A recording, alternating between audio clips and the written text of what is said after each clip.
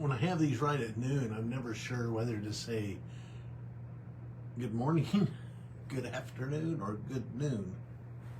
Maybe I should just say good day. Anyway, welcome to Midweek Musings here at Trinity Heights United Methodist Church. I'm Kent Little, Senior Pastor. It's good to have you join me if you're joining live in this moment, or whether you find this a little later on either on our Facebook page or on our YouTube channel. So anyway, welcome. Glad you're tuning in. So kind of a normal busy week this week. I know last week we didn't have our Wednesday evening activities, mostly because of spring break and there were quite a few people gone. This week we do have our normal Wednesday evening. Today at 4:30 is my Theology Matters class as we work through the book The Heart of Christianity by Marcus Borg. So that'll be at 4:30. Whether you've been coming or not, if you want to join us, you're more than welcome. And then at 5:30 is our welcome on Wednesday, our wow, our meal. Following the meal is some children's programming if we have kids come and be a part of that. And then at 6:30 is choir practice. So anyway, normal busy Wednesday. So hope you can take one or all of that in today. Excuse me. Ooh. Had a yawn sneak up on me, so sorry about that. Anyway, so just continuing through the season of Lent right now. If you've tuned in over the last couple of weeks, we had our confirmation class, brought 5 new confirmands into full membership of the church. So that was an exciting Sunday. And then the last 2 Sundays, we've had some additional persons join the church, so that's been exciting as well. So had a lot of things happening here as we journey toward Easter and Holy Week in April. So glad you're tuning in. So this Sunday we're going to deal our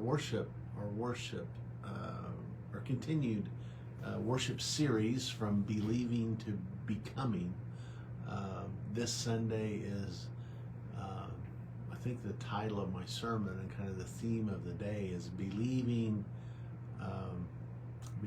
from far off, or something like that. Anyway, the scripture text we're going to be using is a familiar one.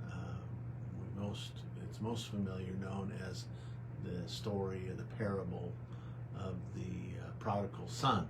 If you remember the story, there's a wealthy man with 2 sons. One son says he wants his inheritance now. Doesn't want to wait till his dad dies. Wants his inheritance now, and he wants to go. So the father splits up his wealth and gives the son his half, if you will.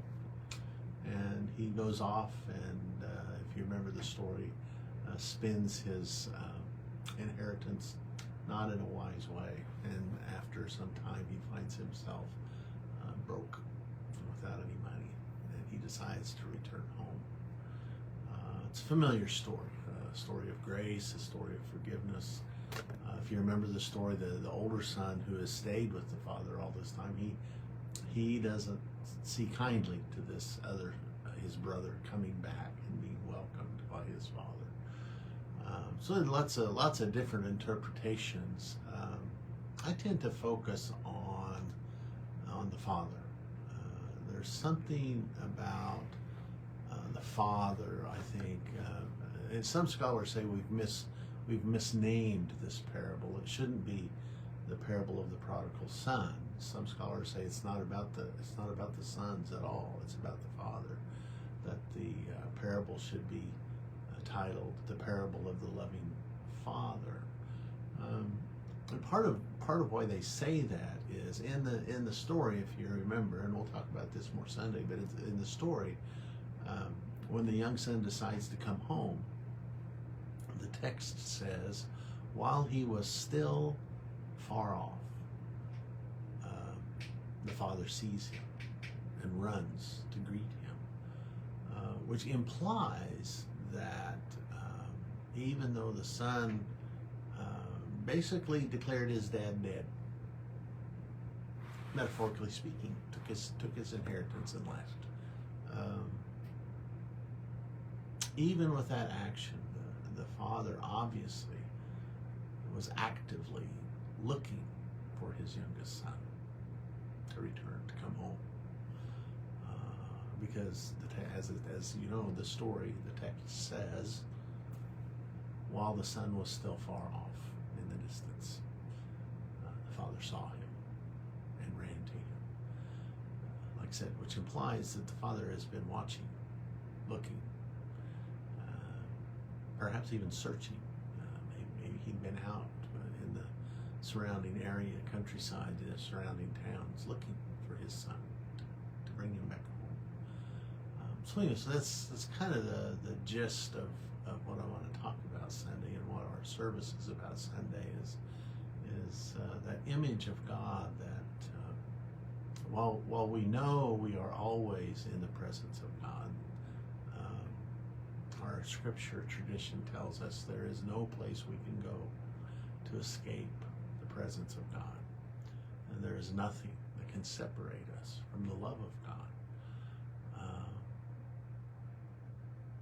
But our scripture tradition also tells us, I believe, that we serve a God, we believe in a God, we embrace a God, a spirit, who is constantly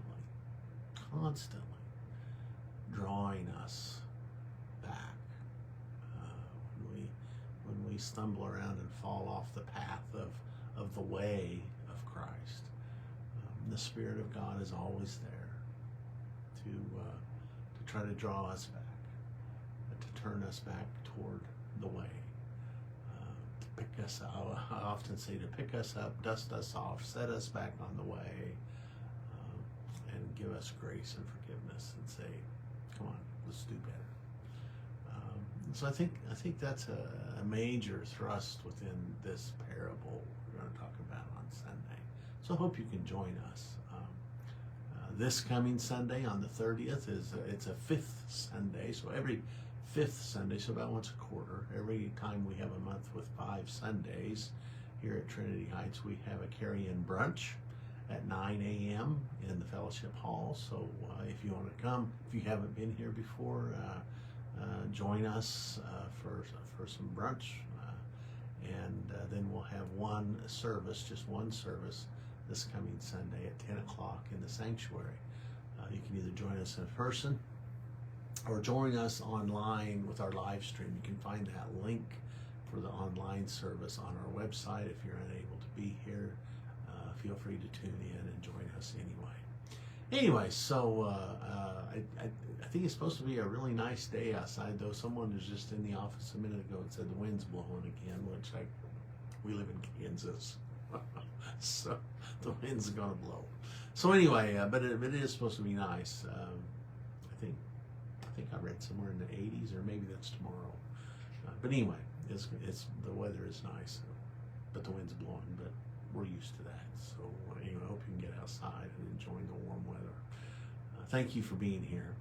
And as we continue on this journey of life and faith, I pray that we travel in peace, and encourage us all to be a light and to love one another, every single other, until there are no others, only one beloved community of all. May it be so. May it be so. Thank you for being here. Have a great day. Goodbye, and God bless.